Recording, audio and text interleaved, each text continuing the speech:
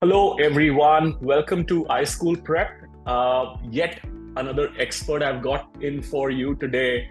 And that expert is directly a representative of one of the most popular examinations that we take, that all of you are aspiring to take, and that is the GMAT exam, right? So we have today with us Seema, who represents an international organization which is the house of GMAC, and she represents a wonderful examination called as the GMAT examination, which you all know as the source or the gateway to the best of the best global B schools across the world. Hi, Seema. I'd probably start off with this one thing that everything has to change, especially keeping in mind what is changing around us.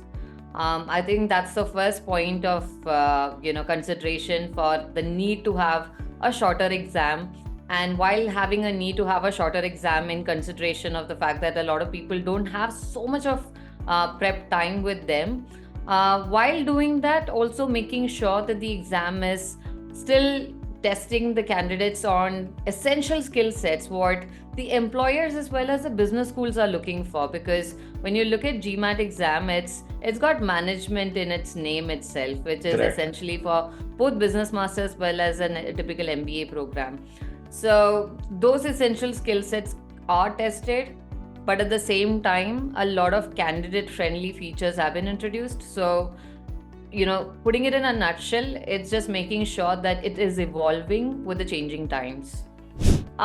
That's interesting you asked this because I have been connecting with a lot of test takers quite recently, and they have been doing sessions with me also, and it's been mostly positive.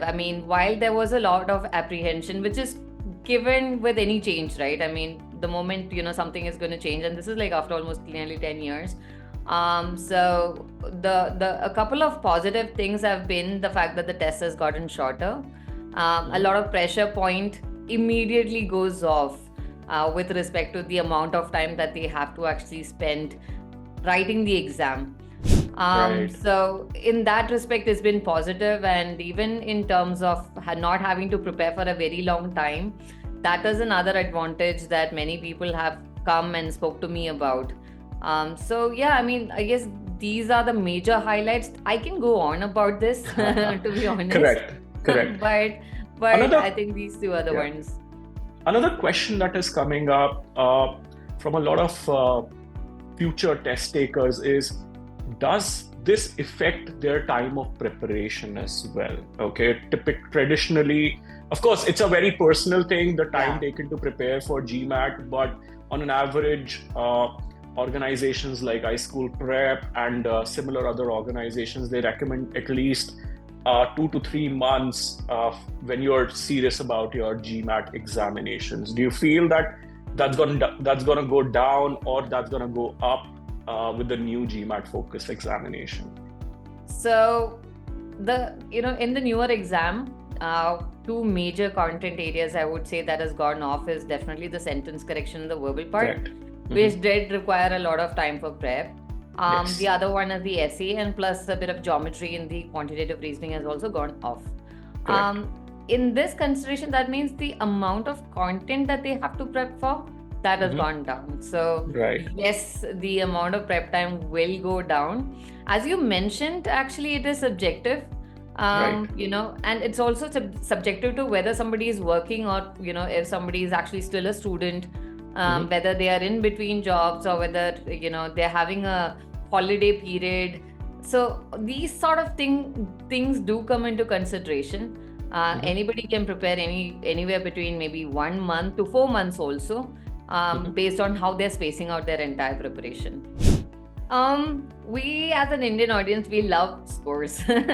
I think we are so used to doing That's right. assessments all our life, and we want to put a figure to a performance, right? But yes, Right. there's some amount of understandable, like some amount of truth in it. But I would like to clarify it a bit further. So if you look at the older version of the exam, it Mhm. there were two sections contributing to the total score, which was the quant and the verbal part.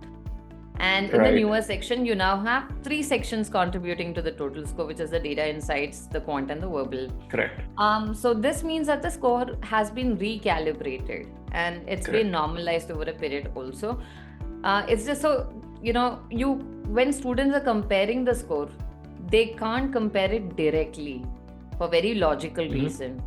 And a 605 on the GMAT Focus Edition would be, let's say, at a percentile ranking of about 72, which would be equivalent to a 640 in the older version of the GMAT. The OG examination. Yeah. Correct. Now, if somebody is just looking at only the, complete figures of scores, they'll be like, oh, 605 is really low in comparison to 640. But do you see how unreasonable it is to actually compare the scores directly? Correct. Which is why the percentile ranking is the most important thing now. Precisely. So if people want to compare, they should be looking at the percentile ranking.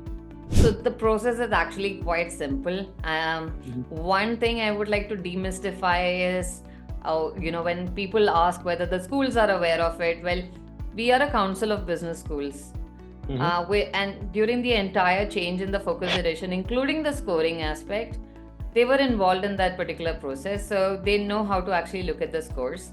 But as I mentioned in the beginning of this point, they'll be looking at the percentile rankings. It's as simple as that. Got it. Because it's quite, giving the example that I gave earlier, if it's a 605, then it's equivalent to a 640. They know that that's the kind of comparison they'd be looking at.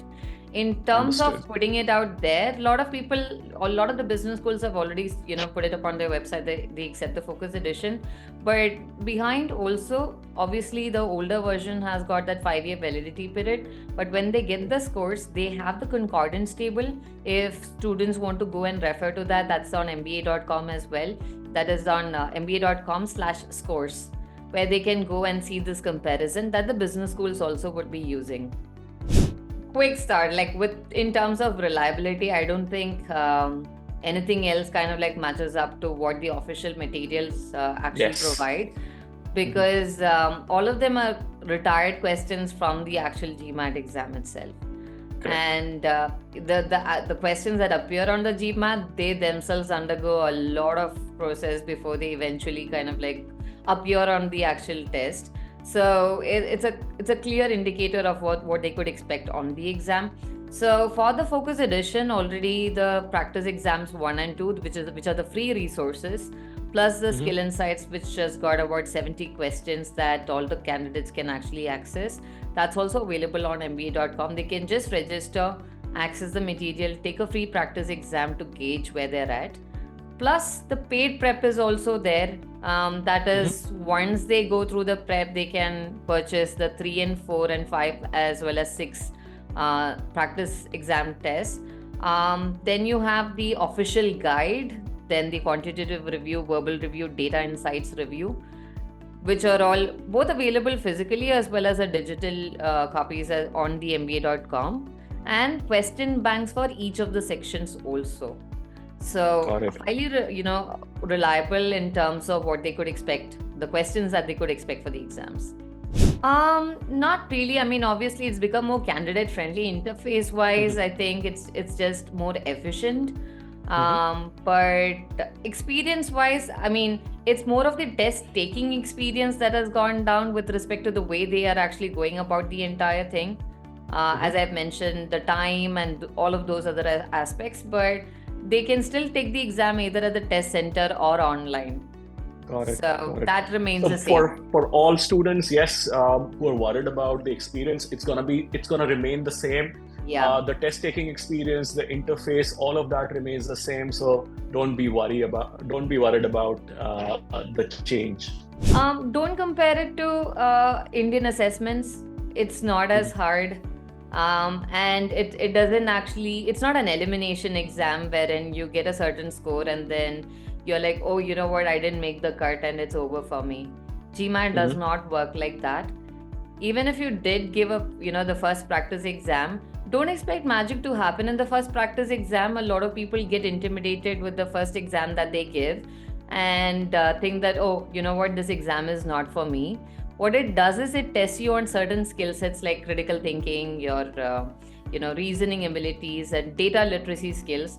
And you do need these skills for business education and for doing well in your jobs, right? Correct. And you may be at a certain point in these skill sets, but GMAT is something that will help you develop those skill sets. So you Correct. don't have to be worried at all. You Correct. will reach the score that you actually want to achieve, because it's a very doable exam at that. Got it. Adding on to what Seema mentioned, right? A tip that always works, and it's important to note, is you cannot expect a shift overnight. You'll have to work hard. You'll have to give it your best. And think of it as a staircase or a ladder. Yeah, you have to climb each and every step till you reach that ultimate goal or that ultimate score that you've set for yourself. And for that, you'll have to put in that effort, that time to reach that top of the staircase. Thank you so much for having me, for this interview as well. Plus, I do look forward to working with you again. It's always a pleasure. Absolutely. Thank you so much. And thank you so much for being on our channel.